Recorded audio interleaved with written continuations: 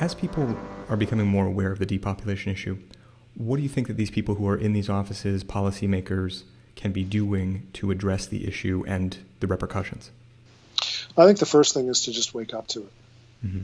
That's why John and I wrote Empty Planet. As I said before, it was that thing that, that everybody knows for sure that happens to be wrong. Mm-hmm. So it's first getting people to wake up to the idea, and it's still a struggle mm-hmm. to have this conversation with people, because the first two things I usually hear back are, particularly when the book first came out, was you can't possibly be right. Mm. I don't get that as much anymore, because the data's been really been building since the book came out 3 years ago. But then the other thing that we get an awful lot of is, well, this is fantastic. This is great. Fewer people is going to be good for everything. And it's like, not so fast. Mm-hmm. Not so fast. This is a complex issue.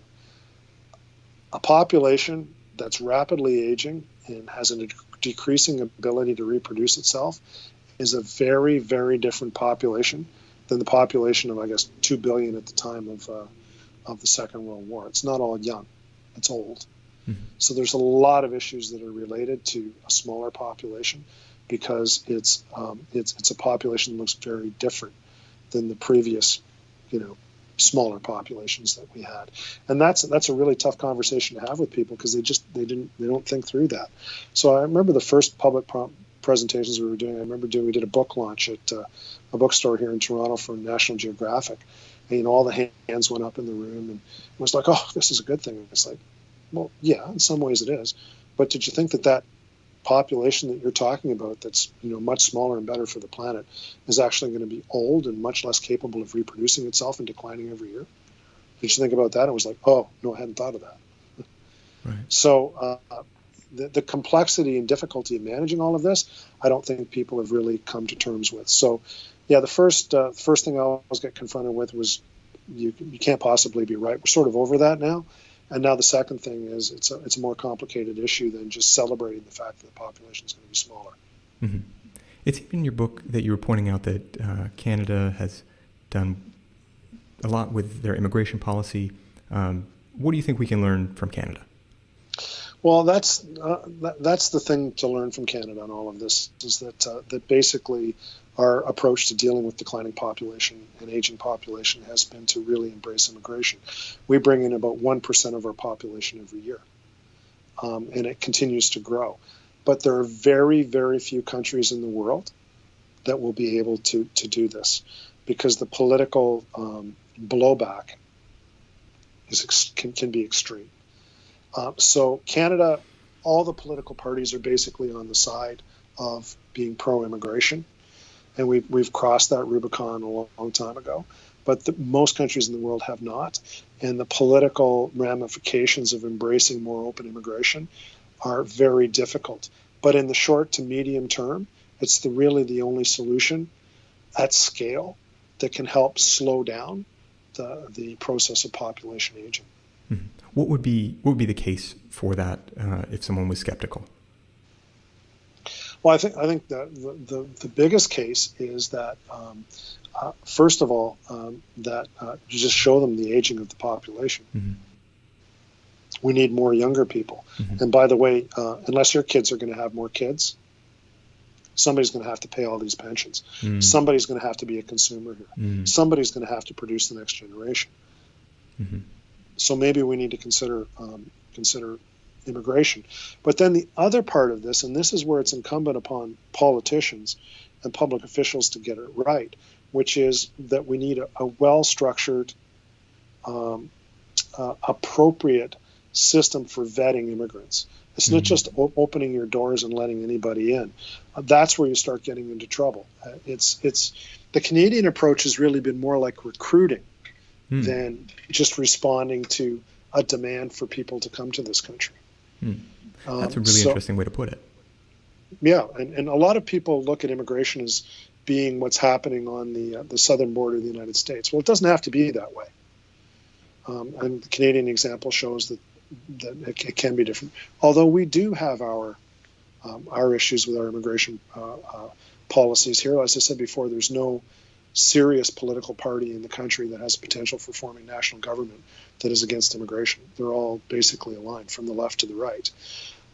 But we need to be serious about how you structure accepting people in as immigrants, what the vetting process is. And the Canadian government is relatively serious, not perfect, but relatively serious, and serious enough about it that it's been able to convince the Canadian public that it does a good job of it. Mm-hmm. Yeah. Outside of immigration, in your book, there are touches of other government initiatives that maybe didn't go so well. I wonder, what do you think individuals who are waking up to this depopulation issue could do to have a positive influence? Well, if you want to have more kids, go ahead. Mm-hmm. I mean, and that's the other thing I get at some public meetings. Somebody, will stand up and say, I've decided to not have any children because I care about the environment. It's okay. Well, personal choice, do whatever you want to do, but don't criticize the people who decide they want to have children, because guess what? If everybody makes the same decision as you, humanity doesn't exist in 100 years. Mm-hmm. We're a delicate species. Mm-hmm. If we don't reproduce ourselves, within 100 years, we're all gone. Mm-hmm. So who's going to do that?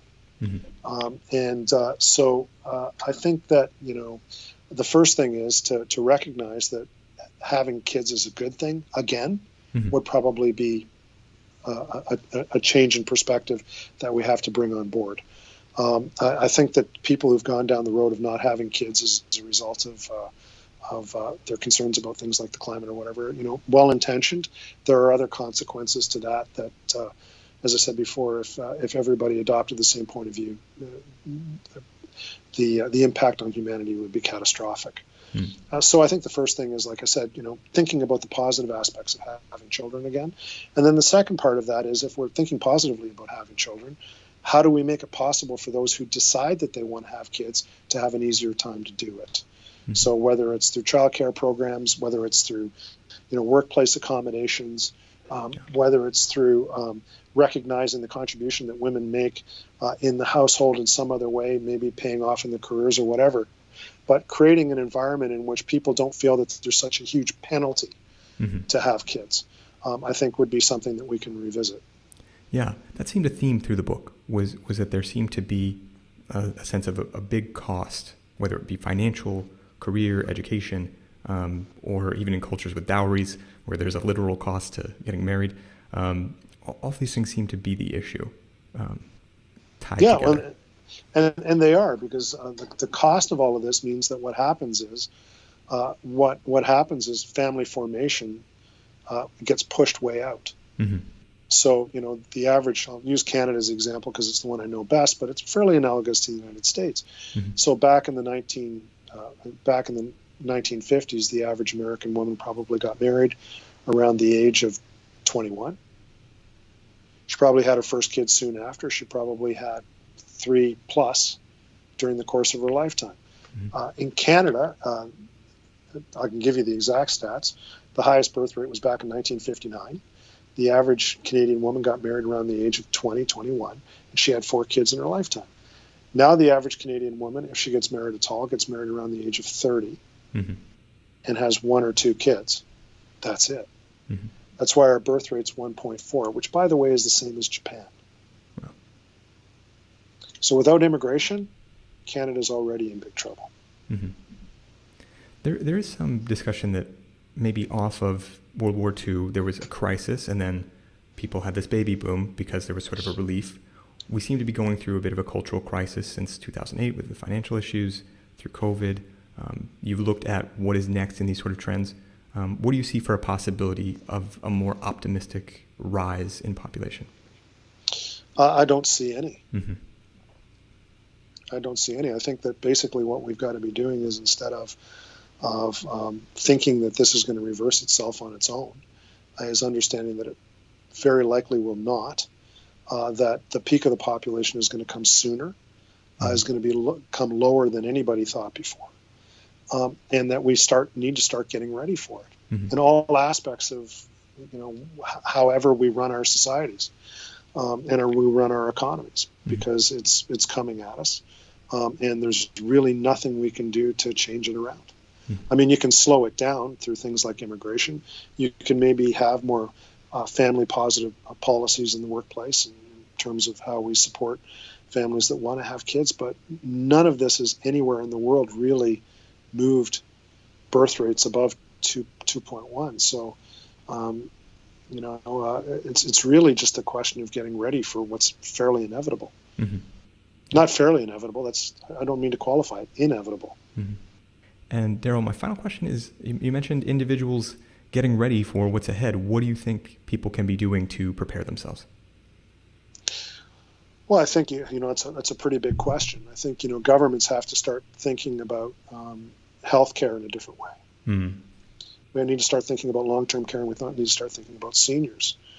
There was just a report that came out in my country yesterday, or actually maybe it was today, saying by 2030 there's going to be 1 million people in our country with dementia. I mean, take that times 10 in the United States. If the population is 10 times larger, maybe a little bit younger, maybe it's pushed off a little bit, but say it's 10 million people with dementia, there's no cure.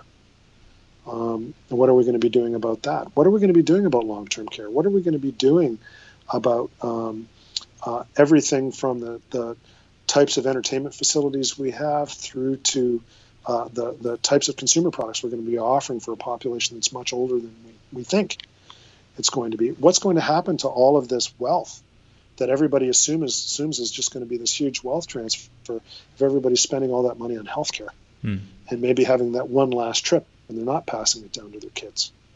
What's going to happen to real estate? What's going to happen to cities and how they function? What's going to happen to the suburbs and how they function?